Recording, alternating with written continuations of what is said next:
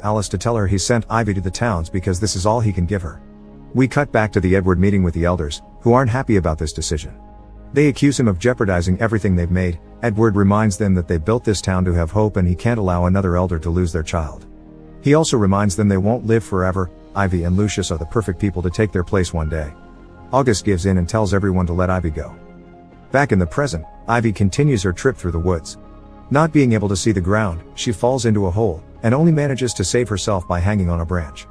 She carefully climbs out and rests against a fallen tree for a second before going back to her walking. She doesn't make it far before she hears a noise. After throwing a branch in that direction, the noises get worse, so she starts running away until she stops in the middle of the red berries field. A growl makes her turn around. One of the monsters is behind her. She tells herself it's not real, but the creature goes after her, so she starts running again. Eventually she bumps into the fallen tree from before, and that gives her an idea. She stands still and opens her arms, just like the game the village boys played on the stump, and when the monster is about to catch her, she steps aside and makes it fall into the hole. Back in the village, the Percys are visiting Noah, but they don't find him in the house. What they do find, it's an empty hole on the floor, which means Noah had found the hidden monster costume there and ran away with it. When we cut back to the hole, we effectively see the mask had come loose and it was Noah that had chased after Ivy. He passes away in the hole. Ivy continues to walk until she finally finds a road.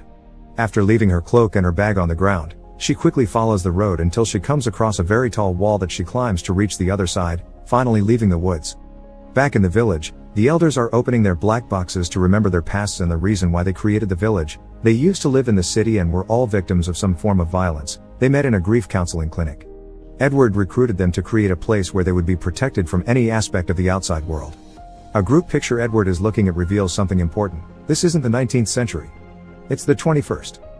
Back to Ivy, she's landing on the other side of the